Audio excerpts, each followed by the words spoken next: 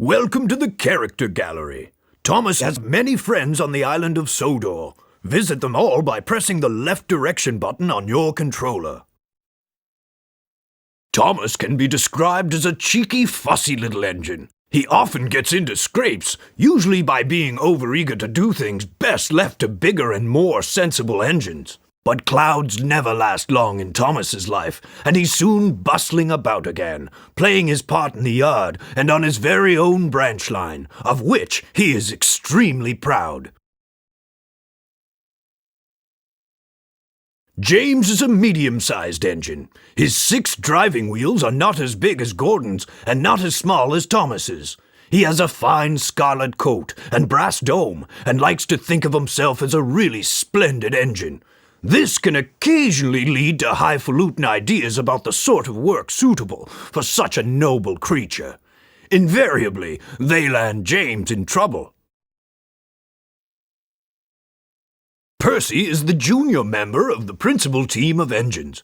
He's a happy little chap who's normally quite happy puffing around the yard, with no particular desire for adventure in the great world outside. He's always keen to oblige, a fact of which the other engines are. Henry is a long, fast engine. He has a thoroughbred look, and like all thoroughbreds, tends to be somewhat highly strung and prone to illness. But he has his new shape now, and sympathetically driven, he'll give any engine. Mavis is a feisty young diesel engine who works at the quarry.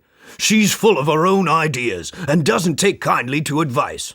She has a lot to learn about trucks, but with Toby's help, she is learning to be.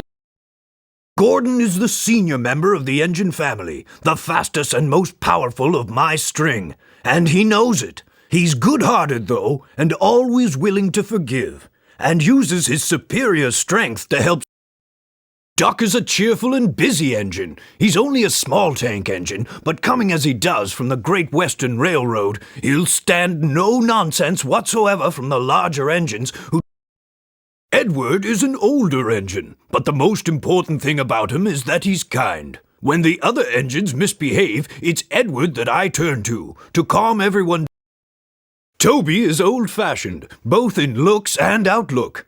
Every engine, no matter how old, wants to be really useful, and having once nearly been scrapped, Toby is always happy to work.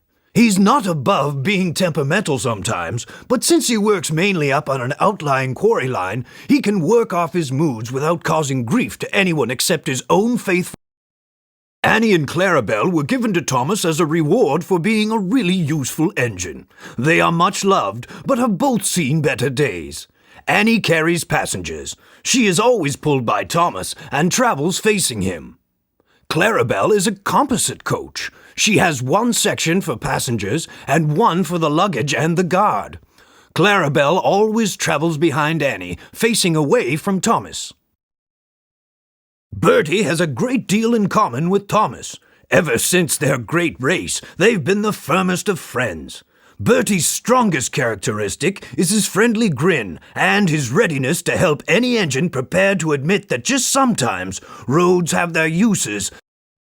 In a railway family, Harold can hardly avoid having a high profile. He brings a welcome spot of dash to the quiet landscape of Sodor whenever he appears, and even if the noise he makes is occasionally wearing, he is good-hearted, and the engines are all. Bulstrode is an old, bad-mannered, motorized seagoing barge. He's only happy when he's carrying a full load of cargo. Otherwise, he's grumpy and rude. His moaning and groaning soon got him in trouble when Percy and some troublesome. Like all cranes, Cranky has a high and mighty attitude, which often annoys the engines. Cranky knows that if he ever gets too big for his crane hook, the engines have ways of getting back at him. However, Cranky enjoys teasing them because he says it makes for good working relationships. But don't. Trevor is a very old tractor who enjoys to spend time dozing in the sun. However, he dislikes being left outside for too long and loves an opportunity to show he's still capable. Slow and steady and always with a smile, that's Terence. The subject of endless teasing from the younger engines because of his caterpillar tracks, Terence takes it all in good stride and gets on with the job, never hesitating to help out when an It's been many years since I first came to Sodor as a railway engineer. I rose quickly in the company, being a director at an early age and eventually chairman. My imposing appearance, no less than my firm but kindly handling of both engines and staff, earned me the affectionate nickname of the Fat Director. Then, after nationalization, when I was awarded a knighthood for my services to the railway industry, I became Sir Topham Hatt.